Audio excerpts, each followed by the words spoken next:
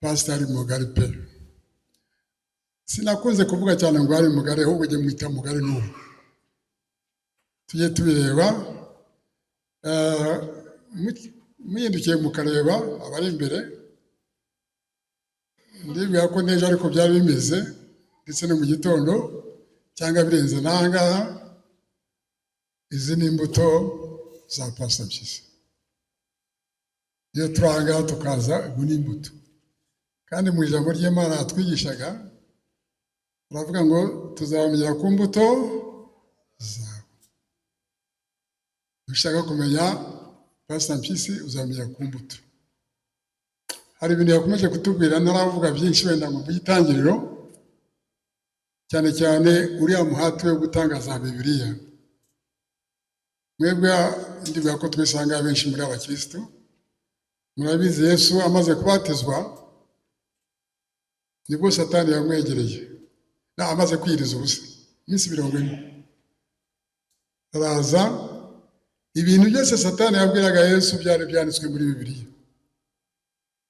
Iyo Yesu aza kumenya gusa uduce duto twa Bibiliya yaraheze pe, ariko icyatumye Yesu amunesha nuko yarazi Bibiliya yose. Rero cyateraga pastor kugira ngo aduhe Bibiliya twese n'abandi wenda bataraha, ni ukugira ngo tuyimenye mu buryo umwanzi atazadutegera ku tuntu duke tuzi akatuyobya. Rero Pastor Mpyisi twamenyaniye i Nairobi mu mezi 70 mu itangiriro za 80 aho ngaho nibwo twahuye. Ntabwo nari muzi, hanyuma mubwiye izina ryanjye, buriya yari afite sharp memory, ubwenge bwinshi cyane no kwibuka cyane. Ati mwene Mudede, none atangira kumbwira nyine ukuntu yabanye na data kwa Rudahigwa ibwami, nawe yakunda kuba cyane, so akambwira rero utuntu twinshi nyine bakoranaga, ariko kuva ubwo afata nanjye nk'umwana we. Namujyaho kuko nanjye nkumva nanezerewe. Ni umuntu ugira incident wajyaga impuhwe cyane. Pastor Mpyisi yajyaga impuhwe, yakuramusaga rwose kuva ubwuzu, nawe bikagushimisha. Tumenya dutyo, icyo gihe ntabwo community yacu muri Kenya nini cyane, ariko abantu bose bagiraga ari ibirori, ari ibyago, Pastor Mpyisi yarahazaga. Murabizi ko ibirori bikunze kubaho cyane cyane ku wa gatandatu, ariyo Sabato. Ni umuntu nanone wemera ko kwari gukomeye solid.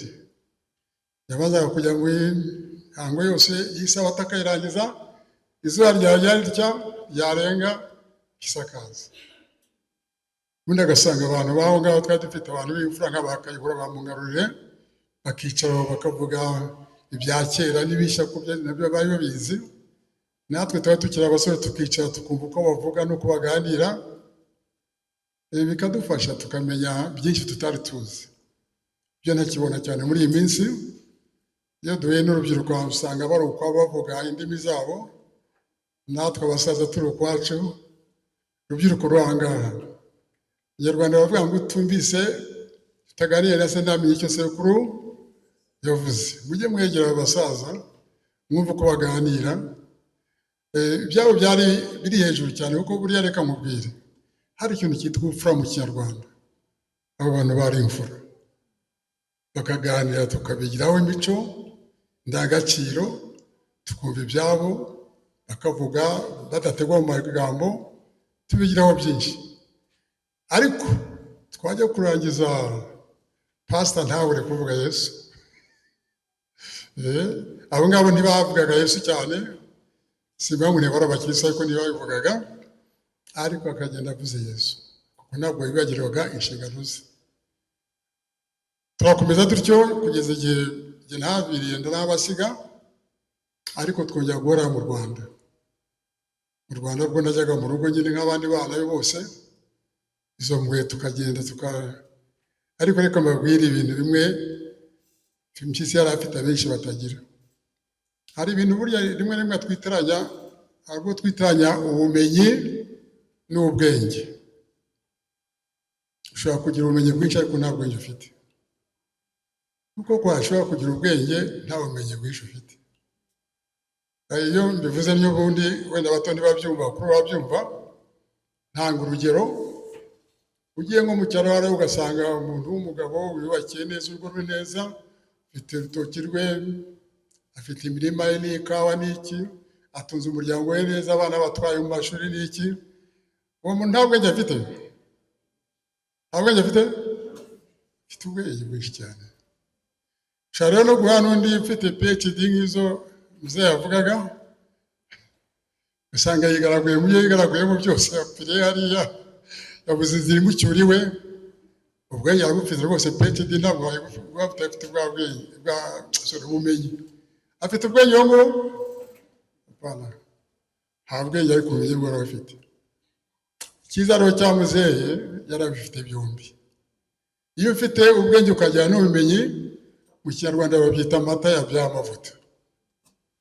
Ubwo rwose ni byiza cyane, yarabifite byose. Rero twayaga tugiwe tugatangara, sinzi mwe sanga benshi mwarize mwaminuza mu, ariko sinzi ko nje wanyu nasanga icyo bita encyclopedia. Encyclopedia murakizi?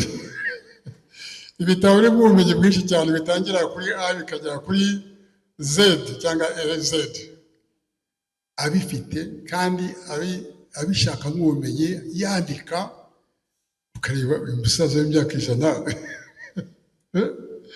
ubwo rwose mberetse kujyayo atarataha, njyanye n'ukireje ntiyangira ngo twari twagiye kumureba. Abantu benshi bajyaga amatsiko kujya kumwumva no kumureba. Turibaza kuko umuntu w'imyaka 100 uri muri biriya, ndetse ugasanga igihe wagiyeyo nubwo akwishimiye nawe wishimiye kuganira nawe, ugasanga bamutesheje igihe ari cyo yakoraga. Ibyo ntabwo babona mu bantu benshi. Icyo nashaka kuvuga ni uko yari afite bwa bwenge tuvuga cyane, ariko akagira n'ubumenyi bwo guteka, yabagashakashaka. Ngira ngo abahungu be barabizi. Siko cyane nibyo ni uko bibabwira. Ikindi rero cy'ubumenyi ukuntu nabwo yabwaga, nishimiye cyane ko twahuriye aha ngaha. Abenshi mwaraje murayiga, ahandi murahigisha, abandi umuntu ahahagaze, ariko mwari mukwiye kuba mukomera muzehe Mpyisi amashyi.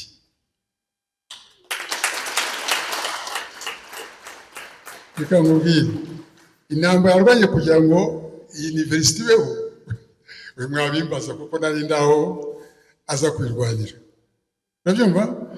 Atari uko twashaka kurwanya, icyo gihe murabizi ubushobozi bwari buke mu Banyarwanda, kugira ngo twemere gutangira kaminuza byatwaraga umwanya munini cyane, kuko hari ibyo ugomba kuba wujuje kugira ngo ibe kaminuza.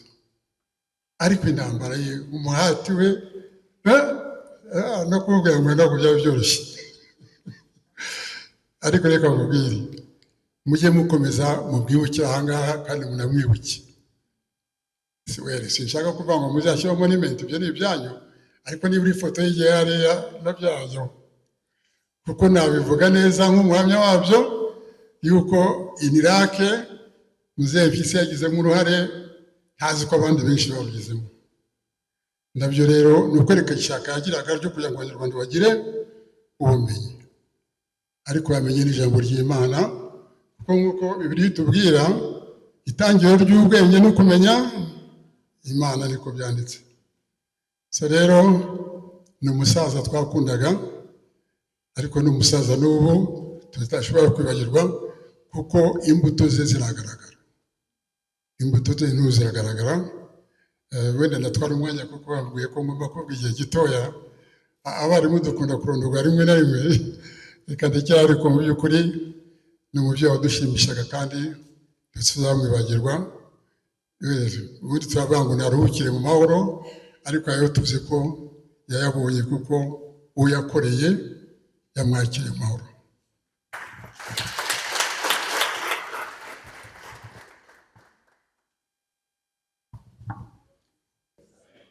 Mbanje gushimira Imana iteranyirije hano kuri uyu munsi twibuka umubyeyi wacu, twakundaga, watubereye urugero rwiza muri byose. Njyewe menya Pastor Mpyisi yari kera muri 1970s i Bugema, yigana na papa Pastor Amoni Nyange. Numva ko nari nkiri mutoya, ubwo nyine menya ndi umwana, ariko nyuma naje kumenya neza aho intambara irangiriye muri 1995.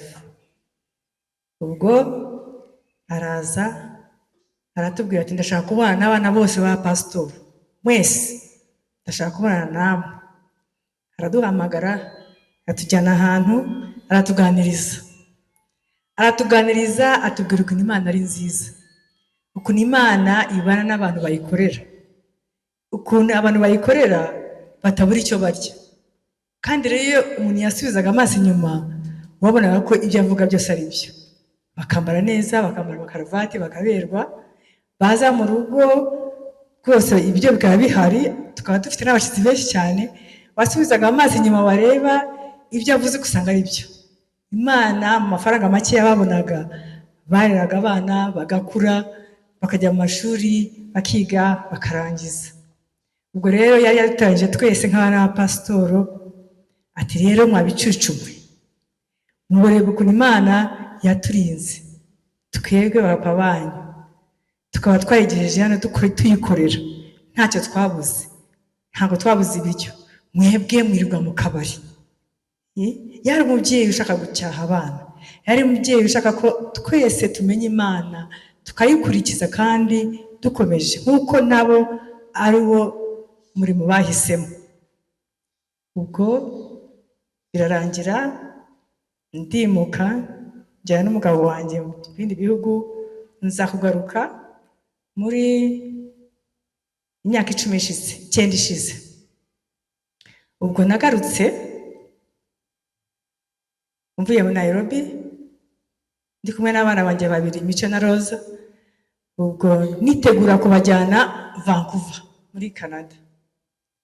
Araza arambaza ati abana bameze neza? Ni cyane bameze neza cyane, ariko ngiye kubajyana ku ishuri muri Canada Vancouver.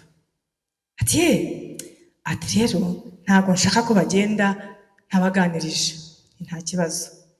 Ubwo duhana umunsi, araza tumarana hafi amasaha 4. Dukora iki se? Twiga ijambo ry'Imana, ibyo yashakaga. Abwira abana ko bagomba kwifata, mugiye kwiga mugomba kwifata neza. Abaha impanuro muri aya masaha 4, rwose afata umwanya we wose, araza aratuganirira ijambo ry'Imana, arasenga. Arangije ati ubu ngubu ndumva nezerewe, urumva ko ari imyaka 9 ishize. Ati ubu nshatse napfa. Kubera iki? Papa wawe yari inshuti yanjye, ni Pastor Amoni Nyange. Umugabo wawe nawe yari inshuti yanjye, yitwaga Marcel Rudasingwa, akaba n'inshuti ya Gerard. Papa wawe yabajyaga yansetsa cyane ati Gerard n'umugabo wawe bashatse kunyukwakira urusengero, sibyo? Yego. Ubwo rero ibyago nuko nyine urwo rusengero mutarwubatse, ariko yahoraga bimyibutsa yuko wowe n'umugabo wanjye mwashaka kumwubakira urusengero. Ubwo rero murumva yuko muri byose pastor yari umuntu ukunda Imana kandi ashishikarira kubwira abantu bose ubutumwa. Tugeze kujyayo Mothers Prayer Group, numva mama Fofo yabo Muhamya na mama Teta, twagiyeyo. Ubwo yaratangiye gutanga za Bibiliya. Tugezeyo dusanga arwaye, afite intege nkeya, noneho avuga buhoro, ubona nta mbaraga afite. Noneho ubwo turasenga, turangije tumbwira ko tumuzaniye za Bibiliya. Bibiliya yari afite zari zashize, nta Bibiliya n'imwe yari asigaranye atanga. Abonye izo Bibiliya ahamagara Eugene, sinzi niba ari hano. Ati Eugene, tubonye umunsi mukuru. Ubwo izo Bibiliya yarazifashe, izo twazanye zose aziteyemo kashe, twese araziduha. Sibyo? Siko byagenze mu Mafofo. Twese araziduha n'abana bacu, twese nyine Bibiliya aranezerwa cyane cyane, ariko twageze mu rugo umuntu arwaye yarembye, ariko abonye utwo tubiriya aranezerwa rwose, arakira indwara yose yari afite, aba muzima, arasinya ati eje tubonye umunsi mukuru. Nguwo Pastor Mpyisi rero yakundaga Imana kandi agakunda nuko n'abantu bose bayimenye, uwo ari we wese. Ariko ngira ngo twese uko turi hano dukoze, tugerageje tugakora ibyo yakoze, Imana yadushima. Ariko se ntiyaduhaye akazi ko kugira ngo tuvuge ubutumwa mu isi yose? Ntiyabikoze se? Ese natwe twabikora tumukurikije? Imana idufashe rero kugira ngo tugerageze kugera ikirenge mu cye cyo kubwira abandi ubutumwa bwiza, kubashishikariza gusoma Bibiliya, tutayisoma gusa ariko dukora Bible study. Ndibuka rimwe turi muri church board, English church, ubwo urumva yuko muri church board baba bafite agenda. Kera nyine yaragifite imbaraga, bamuhaye iminota 15 yo kuvuga ijambo ry'Imana, bararangiza. Ariko kabona ibyo turimo muri church budget, turimo ibintu byose biri aho ngaho. Ariko mwebwe ubu ngubu iminota 15 koko niyo mubona ihagije kuvuga ijambo ry'Imana? Murumva yuko we nta kindi yashiraga imbere ijambo ry'Imana. Murumva ko yari yamenye Imana, yari yamenye icy'ingenzi tugomba gushyira imbere mu bintu byose mu buzima bwacu. Natwe rero mwese uko turi hamwe, umuryango we wose, Imana idufashe kugira ngo tugerageze kugera ikirenge mu cye, kugira ngo dushyire biri imbere, tuyihe n'abandi, kugira ngo nabo bamenye ibyanditswe muri Bibiliya. Yagiraga n'impuhwe.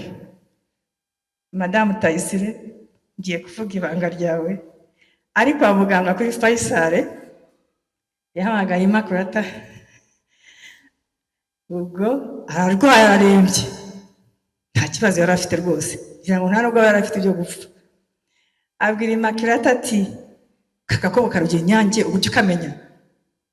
Immaculata ati ni inshuti yanjye. Ati rero ubwo ngo yari yakoze listi y'abantu agomba guha imikenyero.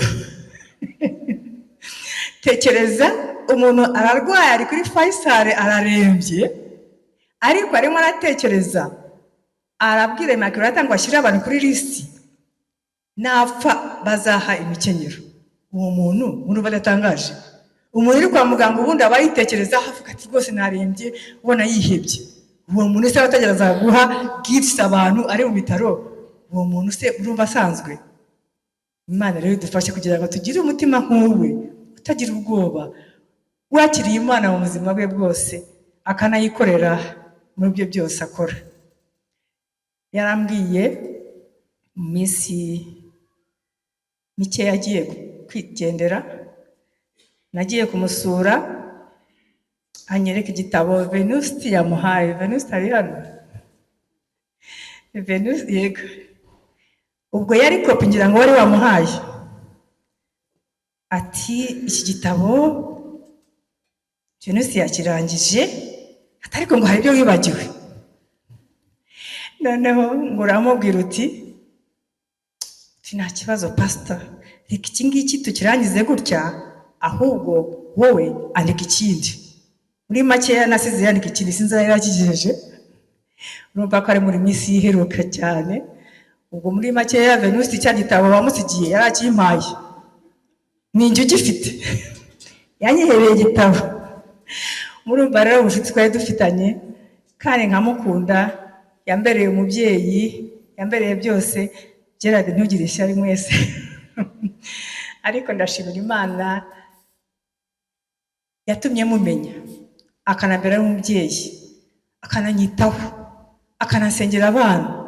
Urumva se uwo muntu wamugurana iki? Imana rero dufashe kugira ngo tugere mu kirenge cye, kugira ngo twese hamwe uko turi hano twitegure naza asange twiteguye. Murakoze, Imana ibahe umugisha.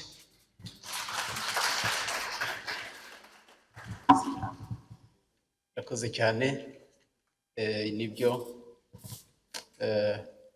yari umubyeyi wa bose, kandi nizere yuko umuryango wateguye, nkaba ngira ngo ushimire Imana cyane, yaturinze tukaba tugejeje kuri uyu munsi, umunsi mwiza nk'uyu wo gutarama tuganira by'umubyeyi wacu. Nyamushimire umuryango wahisemo guhurira hano mu rugo rwa Mpyisi. Mpyisi na Enirac kubatandukanya biragoye. Ubuzi Enirac hanze aha bumva Mpyisi, wavuga Mpyisi bati wa wundi wa Enirac. Mpyisi rero muri iki kigo, mu bigo byacu byose, ahora azirikanwa yibukwa, kuko aho unyuze hose hari ibimenyetso yahasize. Mpyisi abantu bagize amahirwe yo kubana igihe kirekire banza Enirac irimo, kuko imyaka 27 ya nyuma y'ubuzima bwe yari mu mirimo, yari mu bitekerezo byo guteza imbere kaminuza. Kandi dushima Imana ko yasinziriye amaze kubona umusaruro w'imbaraga ze, kandi umusaruro uramushimishije. Mpyisi ku mutima wanarwaye cyane, yahoraga atekereza Enirac. Najyaga nkumva umwana wo mu rugo arampamagaye ati muze aragushaka, nkamwitaba ati Nkami turahushaka, ntibaraguhitana, ati kuyobora abantu buryo ati ntibyoroshye. Ndaho Imana iracyanenze, bikamushimisha cyane. Ati rero ndagushaka, ati nubona akanya, ntabwo yampaga igihe, arambwira nubona akanya uzazamuka undebe. Nagiyeyo kenshi, tukagenda akambaza amakuru, akampa inama, akansengera. Ubwa nyuma yampamagaye ngo mwitabe, naragiye ngeze mu rugo rwe, muri salo hose hari huzuye ibitabo, intebe zose byuzuyemo, kubona aho umuntu yicara keretse kumwegera aho yabaga ari ku meza ye aho yakoreraga, yirirwa yandika ibitabo asoma. Ambaza amakuru, turangije ati singutinze, ahamagara abana ati ibi bitabo nimubishyire mu modoka. Ndagira ngo mbabwire ko ibitabo mutazabona bya Mpyisi byose biri hano. Ibitabo byose yarabiduhaye, yabiraze kaminuza ya Enirac. Kandi ntibwari ubwa mbere, na mbere cyane kaminuza igitangira abantu bagerageza kwegeranya ibitabo bya library. Icyo gihe duhe ibitabo dutije, ariko ntibyahavuye. None ibyari bisigaye mu rugo byose yarabiduhaye, turabifite, biri muri library yacu. Mu gihe gishize hari igihe habaye ibiganiro nk'ibi, navuze ko ibyo bitabo bikwiye gushyirwa ahantu n'uwayita Mpyisi Corner muri library. Ibyo bitabo byose yaduhaye n'ibirimo byandikwa bikajya muri iyo nguni, ushaka kureba ibitabo bya Mpyisi akabisangamo. Icyo abo dukorana baranyumva, tuzagikora. Ikinagoye, ikigoye ko ukundi ibitabo none birahari. Ndagira ngo kandi bamenyeshe ko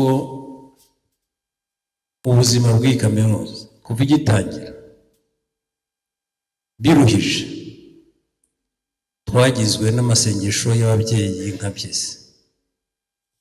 Yari yarafashe gahunda iyo kuza buri gitondo, n'iyo ibindi bitondo byamunaniraga, ariko kuwa nyuma w'isabato mu gitondo yadutangaga hano aje gusengesha, akatwigisha, agasengera buri wese na kaminuza. Kandi twabonye ibisubizo by'amasengesho ye. Ntabwo yagendaga atageze mu biro byanjye, kaza tukaganira akanya gatoya, akansengera by'umwihariko. Mpyisi wabaye umuyobozi mu nzego zitandukanye, yari azi ukuntu abayobozi bavunika, ko bakeneye imbaraga y'Imana. Iyo yarayisabiraga buri gihe. ndagira ngo rero ntafashe umwanya munini babwire ko kaminuza ya INERAC yagize umugisha wo kugira Pastor Mpyisi. Unashubije amaso inyuma kugira ngo yibeho, sinzi ko byari gushoboka atari umuntu nka Mpyisi. Honorable Mudidi yabivuze, yamusanze kenshi n'abandi, ariko kubera Mpyisi hari igihe twanajyanaga ntaho yakomangaga ngo yo gukingurirwa. Iyo yicaraga ahangaha ahamagara ati ndagushaka, ari mu mujyi wa Kigali, kwa meya w'umujyi wa Kigali, ari kwa minisitiri, ari hose ati ndagushaka. Mpyisi bamubwira bati ngwino, ako kanya tukagenda. Kuba twamugize rero turamukesha ibyiza byose tubona muri iki gihe INERAC igenda igeraho, ni umugisha w'Imana. Nizo mpamvu natwe twiyemeje gushyigikira n'imbaraga zose ibikorwa yagizemo uruhare, ntibikwiye kwibagirana. Ari foundation yagiyeho yo kwitangaza Bibiliya no kwigisha ijambo ry'Imana, rwose tuzashyigikira n'imbaraga zose. Ni umubyeyi wa INERAC kandi ibyo yayikorera byinshi tuzahora tuzirikana. Reka nongere mbashimire n'abari hano bose bamwitabiriye uyu munsi. Nongera gushimira umuryango cyane ku gitekerezo cyiza bagize cyo kuzirikana iyo ntwari. Imana umugisha. Abandi muraho, reka nanjye mvuge ndi Yesu ashimwe.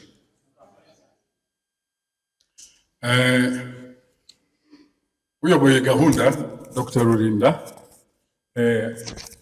ijambo rye yatugejejeho yatangiye avuga mu magambo makeya impamvu twahuriye aha ngaha, ariko hanyuma Honorable Mudidi nawe yabivuze, the Vice Chancellor Professor Ngamije nawe amaze gusobanura impamvu umuryango wavuze yuko wemeje yuko tugomba kuzajya buri gihe cyose iyi gahunda yo kwibuka Pastor Mpyisi tuzajya tuyikorera aha ngaha.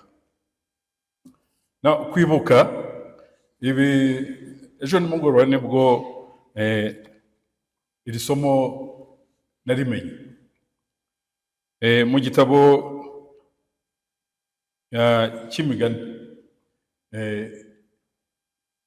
igice cya 10 umurongo wa 7 aravuga ngo kwibuka abakiranutsi birahirwa. Kwibuka rero ni ikintu cyiza cyane, twese tuba dukwiriye kwibuka. Biba byiza cyane rero iyo umuntu uwo mukiranutsi wibukwa ari umuntu nka Pastor Mpyisi, kuko biroroha kumwibuka. Niyo mpamvu rero nk'umuryango twavuze tuti ubu ngubu buri mwaka tugomba kuzajya tubikora, kubera yuko nanjye izina ryanjye ari Mpyisi, nanjye ni ngombwa yuko mbaha ikaze. Ariko ibyo byose kandi byamaze gukorwa, bikorwa mu izina rya Pastor Ezra Mpyisi Bible and Education Foundation. Yakozwe na chairman wacu ariwe Nils Zirimwabagabo. Pastor Mpyisi yajyaga abwira abantu ngo mfite akana hariya, akana k'agasore ariko nta bwenge gafite, hanyuma aza kuvuga ngo ariko ubu ngubu karakuze gasigaye kazi ubwenge. Kandi ubwo ni njyewe yavugaga mfite imyaka 70. Ibyo yavugaga nibyo. Ubu ngubu nanjye nikuyeho iyo responsibility yo guhora ari jyewe ukora aka kazi, ari jyewe utegura program zo kwibuka, zose nazihaye foundation. Ubu niyo izajya ikora ibintu byose bigomba gukorwa mu izina rya Pastor Mpyisi.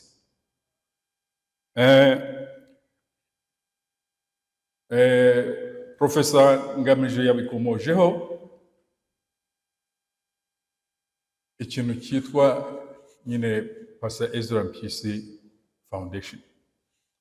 Ubu icyo ngiye gukora ni ukubaha an update y'aho ibikorwa bya foundation bimaze kugera. Twabibabwiye ku munsi Pastor Mpyisi nyine twamusezeragaho, twatangaje yuko iyi foundation tuzayishyiraho hashize nk'amezi nk'atatu tugize launch yayo. Iyo launch yabereye ahangaha, ariko ntaragira byinshi mvuga. Hari abantu nshaka guhamagara ahangaha kugira ngo bavuge kuri bimwe by'ibikorwa by'iyo foundation. Mu nshingano iyo foundation ifite harimo program yo gutangaza Bibiliya. Abantu benshi ahangaha babivuzeho, Monica yabivuze cyane yuko Pastor Mpyisi yari yatangiye program yo kugura Bibiliya akazitanga, ndetse byageze aho abantu bamenye yuko icyo gikorwa gihari, abantu benshi bakajya bamuzanira Bibiliya kugira ngo azitange. Aho byakomereye cyane tukabona yuko ari igikorwa cyiza kandi tugomba gukomeza gukora. Murabizi igihe Pastor Mpyisi twamusezeragaho, twatangaje yuko dusaba abantu aho kugira ngo bazane indabyo, ahubwo bazatange Bibiliya. Mushobora kuba benshi mutabizi, ariko umuntu wazanye icyo gitekerezo ni Monica. Mushimwe.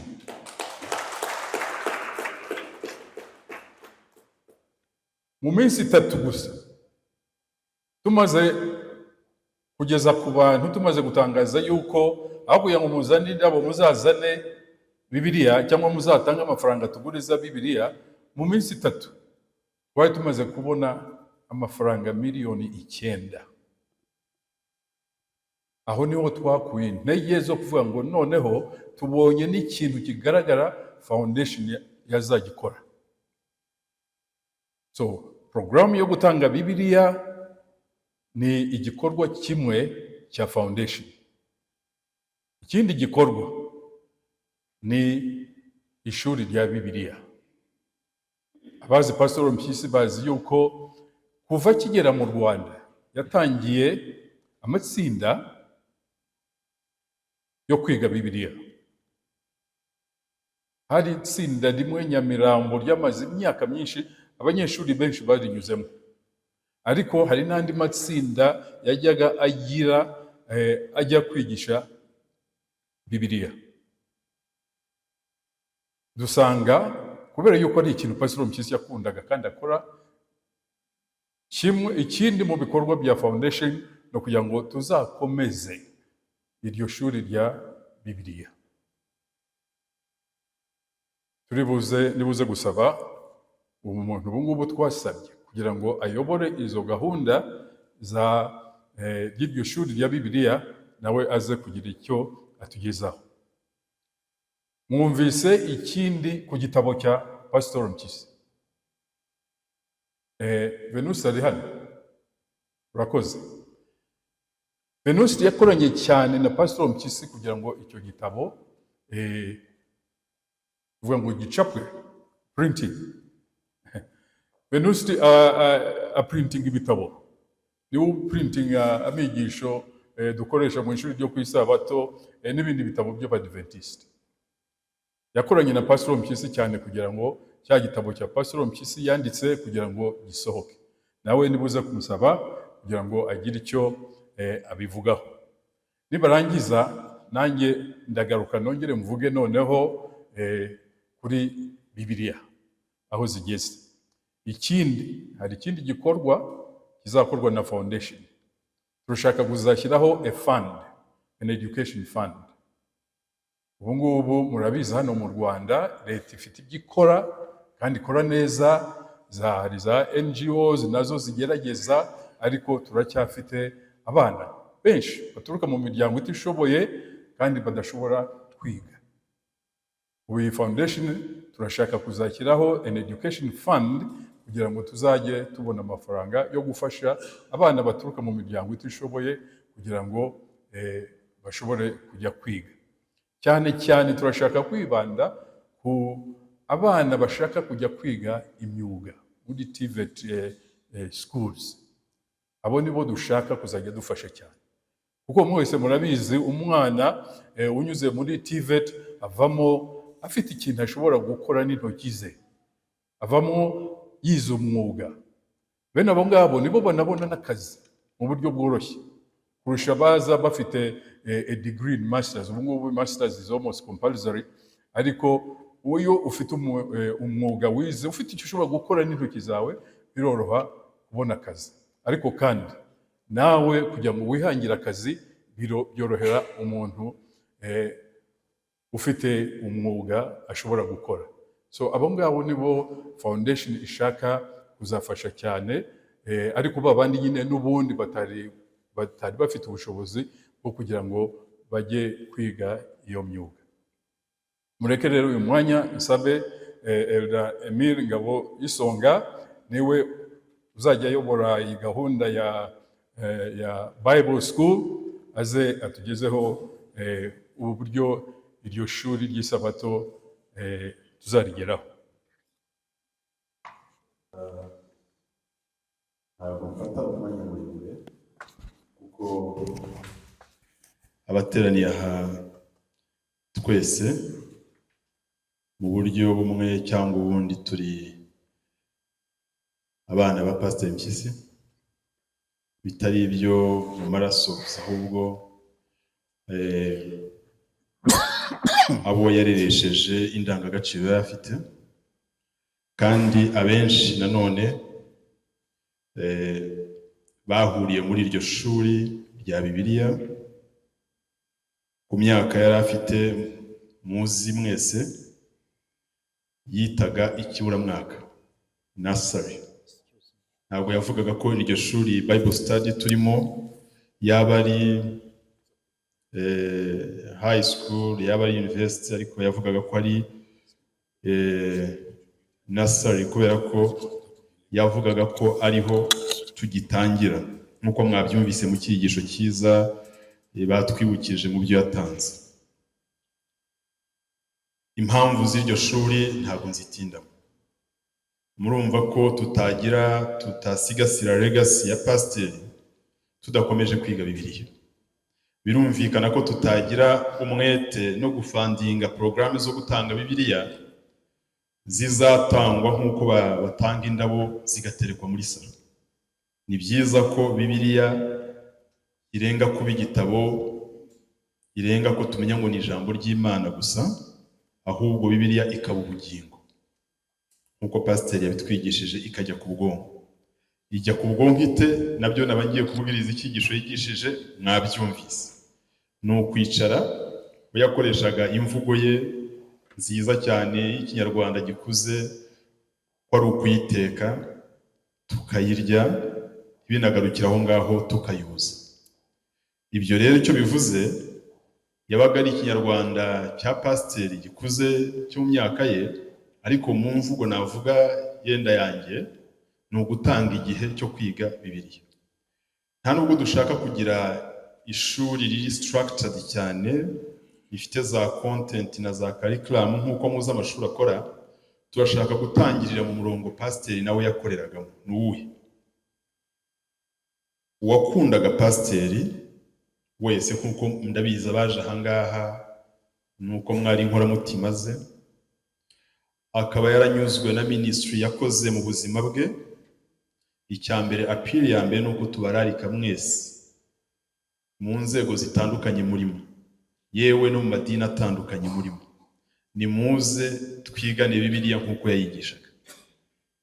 Numva ubwo ari bwo buryo bwiza bwo kwibuka pasiteri, nuko twakwiga Bibiliya, ko nicyo nawe abaye ahari, ndumva aricyo kintu yabwira buri wese muri twebwe.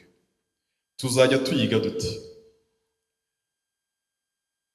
Icyambere, dufite umugisha dushimira ubuyobozi bwa kaminuza,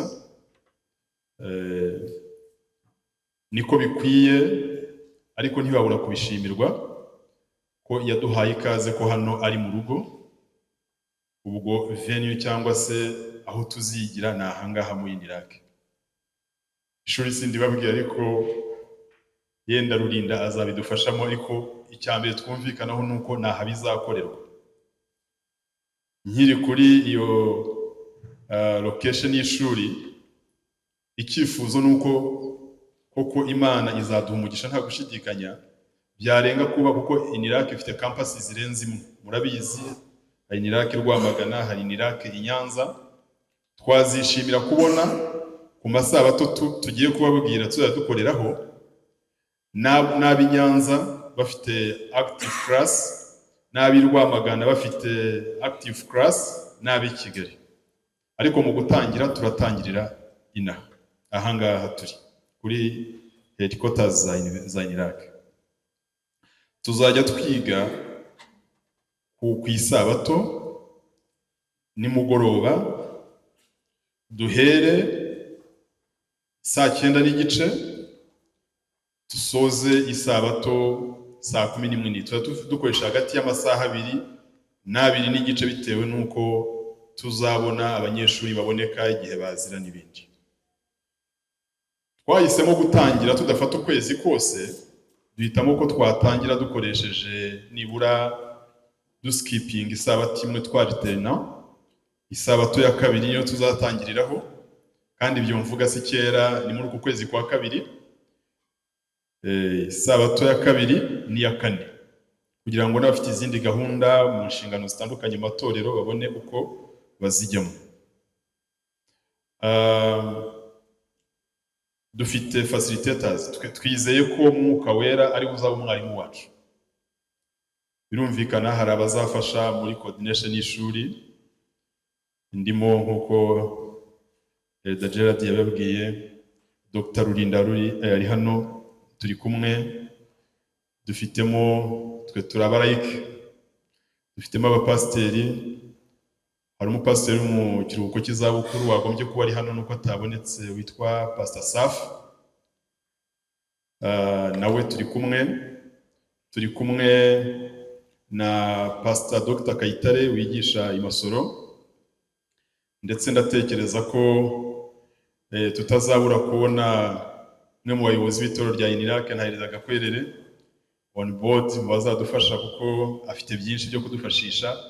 Ntabwo list exhaustive, ariko mu ntangiriro nabo facilitator dufite ko board izagenda idufasha kubiha umurongo.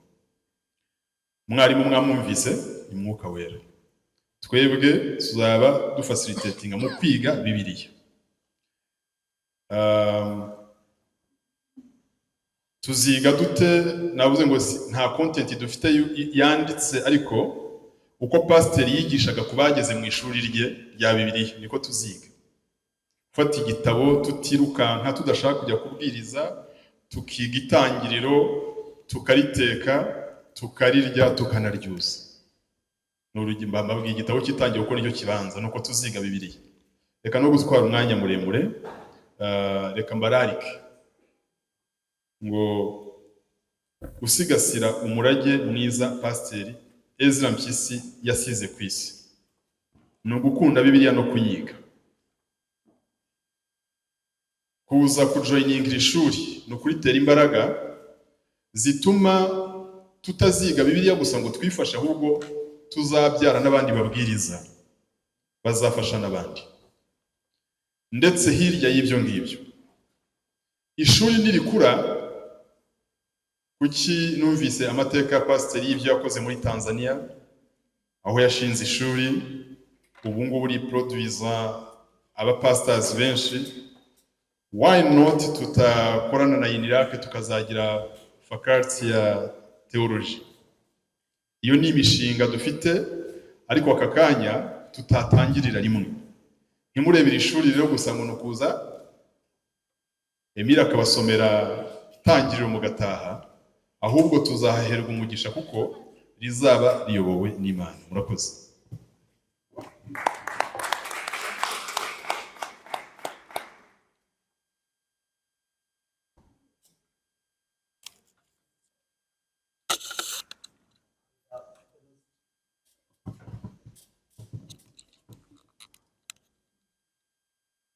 Kutubwira kuri cya gitabo cya Pastor. Yesashimwe. Babyeyi, kuri uyu munsi twibuka umubyeyi wacu, ubundi ntabwo navuga yuko tumwibuka kuko turamubona buri munsi mu bikorwa. Ntabwo umuntu ari we tubona fizikari, ahubwo icyo tubona ni imbuto yasize abibye. Izo yabibye turazibona. Reka rero nihuse, byinshi byaravuzwe muri iyi minsi, reka mvuge ku bijyanye n'igitabo.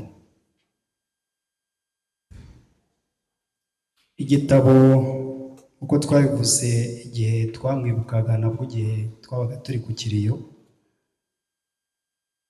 cyatangiye kwandikwa muri 2018. Ndashaka kongera kuvuga amateka yaho gatoya. Twandika igitabo kugera muri 2000, tumaze kugira paje zigera muri 365.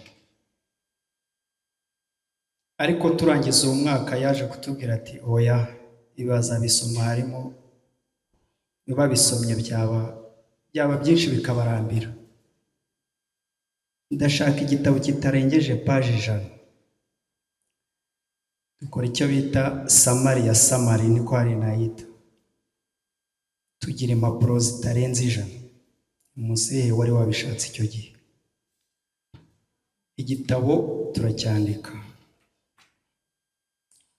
Yari azi gukora archive neza, ababizi neza. Yafataga fayiro ya paje ya mbere akayishyira hariya, fayiro ya paje ya kabiri akayishyira hariya, kugeza igihe zari zigeze muri paje, icyo gihe zageze muri chapitre 64, afite fayiro zigeze kuri 64. Arazihina, arangije azishyira mu noneho bati ngiye kugera noneho igitabo gifite chapitre zitarenze, umva za 64, none ashaka zitarenze 15. Umubyeyi arabikora. Bigeze hagati, igitabo kirarangiye. Atari ku iki gitabo, reka tukireke. Numva Gerard arabizi, igitabo twakirangije tukireke. Igihe yagiye kujya muri Kenya, yagiye ararwaye imbere yaho gato, numva byibuka. Igitabo turakiretse. Itampamagara Gerard, ndamubwira nti rero ntabwo wafata igihe tumaze imyaka 3 kugera hafi 4 dukora igitabo wongera ibintu bipfa ubusa kandi twakirangije. Aramwegera atereka da, ati byose ni Bibiliya nacapuye. Tubundi hari ikintu nakoraga si Bibiliya nasubiyemo. Rero ikibanze ni Bibiliya. Ndashimira rero Gerard, yaramwegereye aramuganiriza n'uwitwaga Dina. Njyewe urumva rero kubwira sogokuru hari igihe ukorera ufatanya n'umubyeyi, ariko hari n'ibyo utamubwira. Arangije aramwegera aramuganiriza ati wabyifuje kera kuzandika igitabo, none ugize amahirwe ubonye wo mu gifatanya akagufasha kucyandika. Cyo nibuka gato nongera kwibutsa umwete yagiraga, hano tunamwigiraho cyane, kwa kundi yabaga yandika asusumira. Yambwira nti waretse nkafata umwana agafata computer akicara aho ngaho, ya mukozi wanjye nkavuga ati wicara aho ngaho noneho ujye uvuga ajya byandika. Oya, nzajya ndangiza fayiro yose nyiguhe, chapitre irangire gende muyicapurure, mwongere mugarure ndebe yuko mutakiremo ibyanyu. Koko ndamuka ndimo kuvuga ntago mba ntekereza ibyo nanditse n'ibyo mvuga ntaho biba bihuriye, ariko ikintu nanditse mba nagitekerejeho. Bitandukanye no kumubwira ngo wandike. Oya, arabitwangira, ndabyemera. Ariko buri chapitre yose yararangira gukayisubiza, kongera keditinga ayisubiramo. Nihuse rero aho twari tugeze icyo gihe, Gerard aramwinginga nimba twari tunari kumwe cya gihe ari mu bitabo arongera avuga ati Gerard yashimye no mu mutwe gutya tereka mfe kubikora arabikora igitabo ati ndabyemeye noneho igitabo turagikomeza ikaminira aho ngaho hari byinshi byagiye bibamo ariko Gerard yabigizemo uruhare kugira ngo akomeze kumupushinga nibura igitabo agiye gute agisohore. Bibiliya rero icyo gihe iza kuza ajya gufata ngo Bibiliya ariyo atanga hahiriye avuga ati nta kintu cyasimbura Bibiliya igitabo gihagarare. Ubwo yatangiye kugira gute gutanga Bibiliya. Gitangira Bibiliya ndamubwira nti se mubyeyi icyerekana ko ikizatandukanya Bibiliya zindi n'iyawe ni ikihe? Ati nzajya nyisinyamo.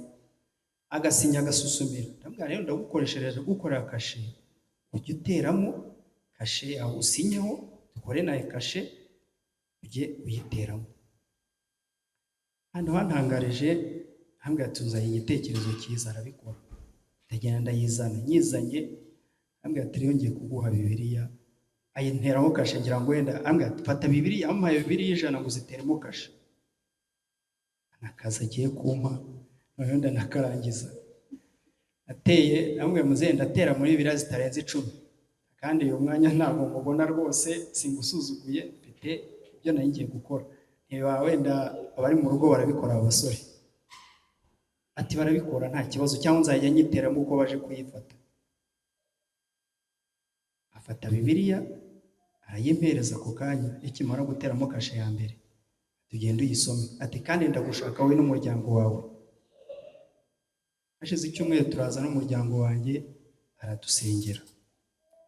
Buri mwana wese amuha Bibiliya ati ubwana rero akenshi ubu ngubu reka busigaye bwiga mu cyongereza reka mwize icyongereza. Ateramo kashe abaha Bibiliya bose.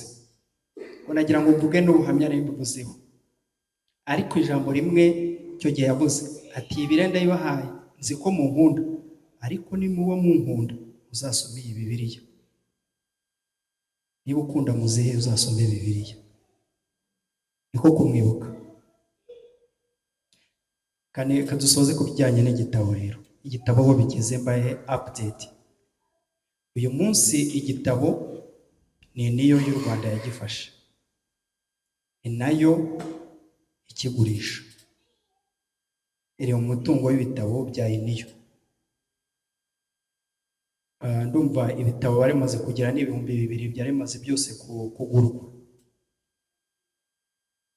Hari ibindi bitabo 2,000 bihari nabyo bitegereje kugira ngo bigurishwe. Cyabiteye nabwo nuko byageze igihe cyo gufunga isengero bigasa nkaho bihagarara. Ariko ubwo batangiye kuzifungura bizera yuko ibyo bitabo bizakomezwa gucuruzwa. Cyiyongeyeho uyu munsi rero igitabo cy'icyongereza nacyo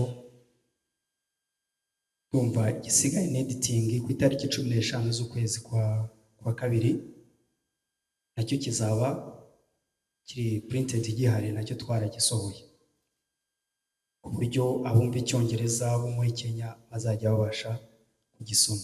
Icyo gitabo ni cya kindi ni cy'ikinyarwanda batranslatinze uko kiri kimaze guca mu bantu na Gerard ndumva ejo bundi we cyavuyemo kigeze kuwa Iniyo ushinzwe ku editing.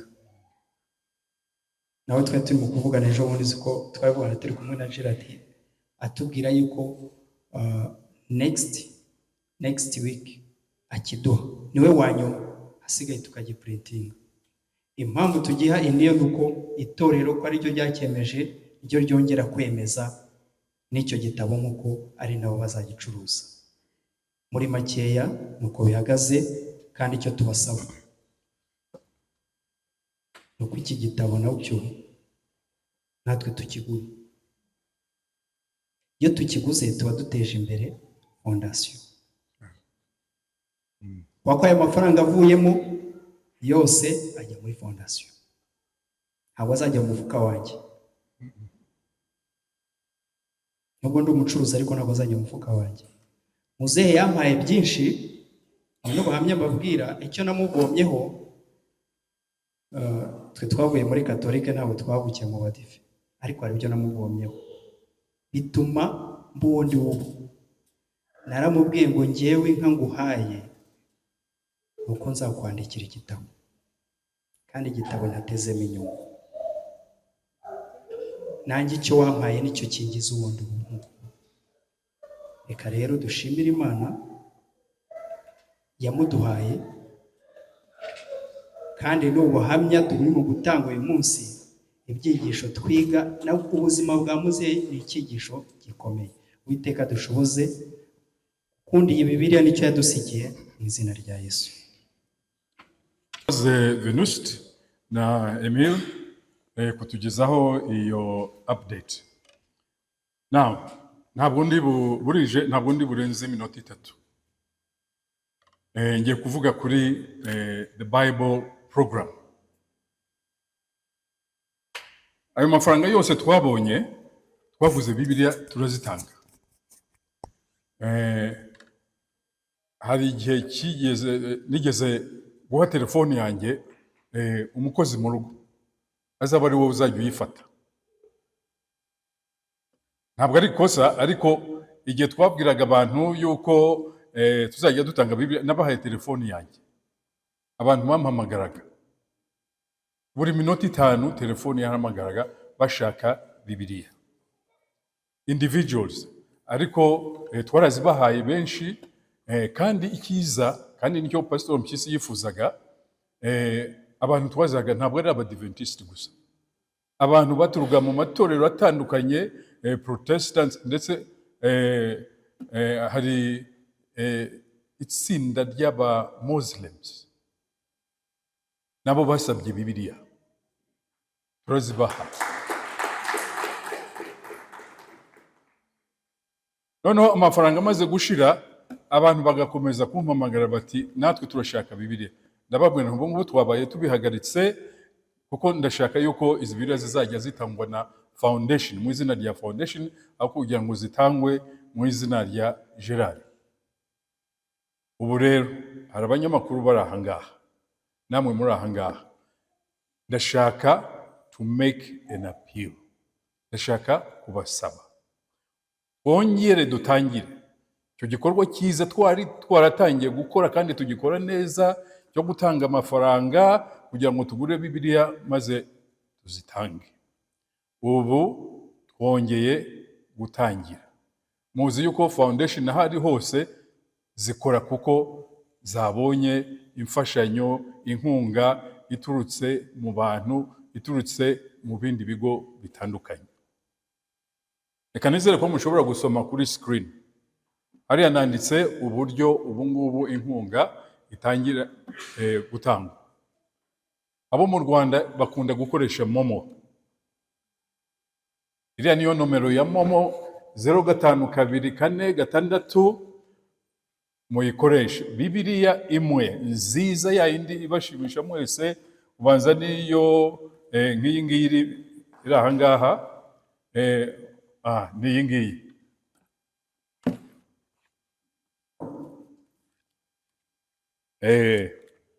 Yanditswe ngo impano nziza uhawe na Pastor Mpyisi. Ni izi ngizi, murayireba, ni Bibiliya nziza cyane. Ubu ngubu igura 12,000. Hariya muri the Bible Society of Rwanda niho tuzigura, nibo bazigurisha. Bibiliya nk'iyi igura 12,000. Ubwo ni ukuvuga yuko kugira ngo utange Bibiliya imwe ni 12,000 gusa utanga.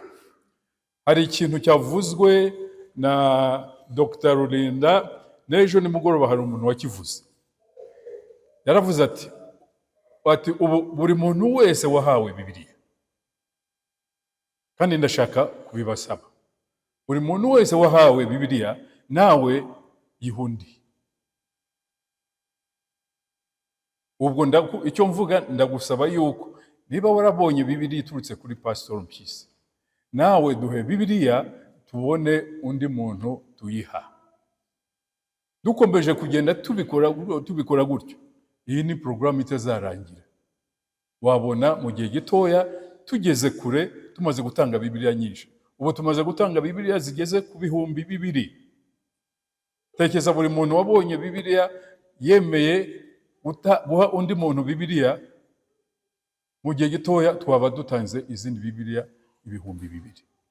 Ariko n'abatarazibonye nta mpamvu yatuma mudatanga Bibiliya. Abo baduhaye 9,000,000 nta Bibiliya bari barabonye. So turasaba yuko mudufashe. Ubu ngubu iyo gahunda yo gutanga Bibiliya yatangiye, uwo mushinga, iyo programu yo gutanga Bibiliya twongere dushyire mu gikorwa. Momo code niriya, abashaka kunyuza amafaranga yabo muri banki ni Equity Bank, ziriya nizo konti. Hari y'amanyarwanda, hari n'iya amadolari. Izina ry'iyo konti ni Pastor Ezra Mpyisi Bible and Education Foundation. Niyo Momo code iri mu izina, ntabwo iri mu izina rya Gerard Mpyisi, iri mu izina rya Pastor Ezra Mpyisi Foundation. Abantu bo hanze rero, ubu ngubu hari website yararangiye. Ubu wese nimutaha visit the website. Izina rya website ni pastormpyisifoundation.org. You do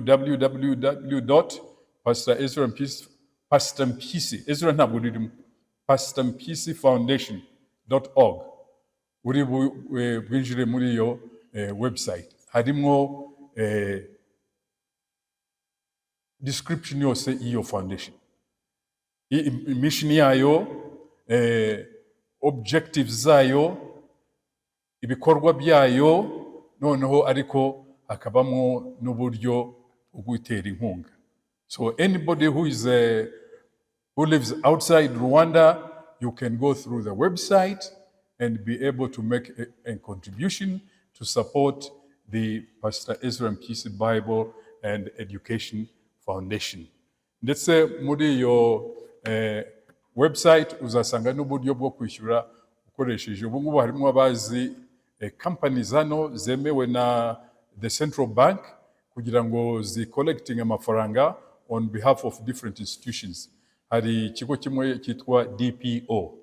Ubu DPO is an international organization allowed by different government institutions to collect money on behalf of other institutions. Nayo, you can go through DPO. It is there on the website. Noneho ukabona uburyo bwo gusupportinga i foundation. Reka mbabwira akantu kamwe gusa related to these Bibles. Pastor Mpyisi nagiye kumusaba arimo arambwira ati narose, kandi narose neza cyane. Ati narose floating in the sky. Ariko nzengurutswe na Bibles. Bibles floating all over the place, nanjye flying. Hamwe ni mzee, koko warose neza. Ariko we yumvaga yamaze kugera mu ijuru. So, let's keep those Bibles floating.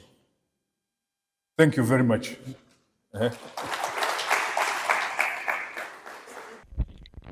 Mana ishobora byose, data udukunda, ikuzo icyubahiro bibi byawe none n'iteka ryose.